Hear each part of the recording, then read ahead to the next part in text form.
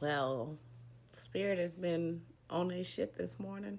I feel like if this message is coming across and this is your first time ever seeing my face, hi, how are you? I had to pull up. I'm an intuitive astrologer. I channel, and Spirit is very loud today. So we're talking, right? We're using our voice and we're talking. I feel like this message is for people that feel chosen. And I feel like someone they're telling me to tell you about a dream that I don't even understand. It has something to do with giants. And they're saying, so maybe you're a fan. I don't even, okay. But, or maybe you are of a bigger statue. Or maybe you like, I'm hearing like, okay, hold on. Because I don't even know what that means. Like, I'm hearing like, somewhere in my childhood, I must have seen giants because I'm hearing this like, uh, sound of like them. Anyway, that was wild. Okay. Um, that's not even the point of the message. The point of the message is that there was something about giants that were in human form, and they were like staying with the lady, and I might have been the lady, but I might have been the lady that they came to stay with, and they told me to go and plant seeds. They're like, oh, there was something going on with the food source, and they're like, go plant these seeds. And then I think I had my kid or another version of me. It's a dream, y'all. So, like, just stick with me. I'm not a dreamer anyway. So, there has to be significance in this. They told me to go and it was like immediately after, maybe the next day, but it wasn't like long enough for this to bear any fruit. And I went to go and I'm like, oh wow, it looks like a bunch of weeds, you know? So I put my hands in the dirt and I pull up, and there are these giant potatoes. And I'm like, what type of seeds did you give me? Like, how did we create so much food? And why are they so big? And there's so many. And there's significance in that. But it was all these roots that were like around it. And I thought it was just weeds.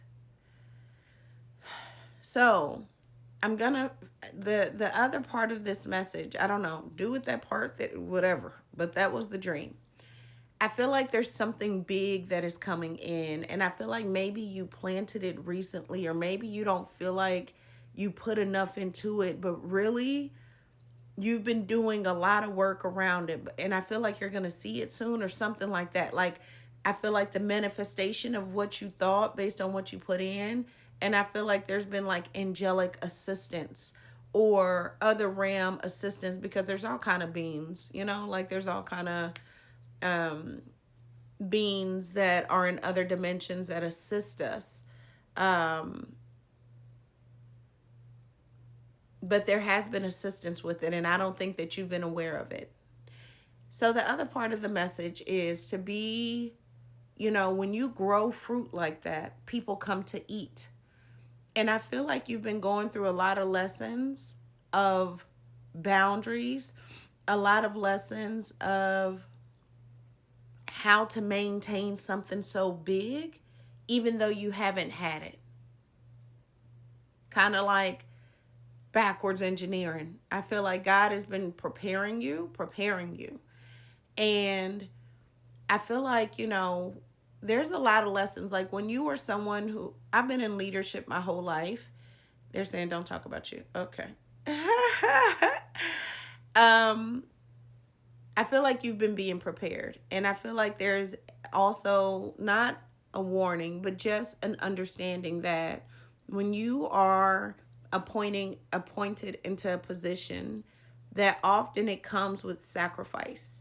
You know, like you can't you can't drink, you can't smoke, you can't have the same type of friendships, you cannot be frivolous with your energy, you cannot be frivolous in a lot of different situations because you're aware that your energy changes worlds, changes minds, influences people, and if not now, then when? Right? So I feel like, you know, there's going to be some sacrifice that happens because you cannot have both. You cannot, you have to rest. It's like being an athlete. Like when you're an athlete, you can only fuck around so much before you can see it on the field. You can only fuck around so much before your physical body starts to react.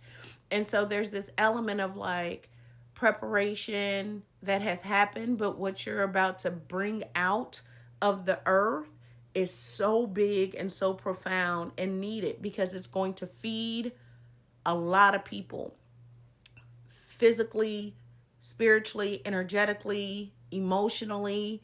It is going to feed a lot of people. And you want that to be good sustenance.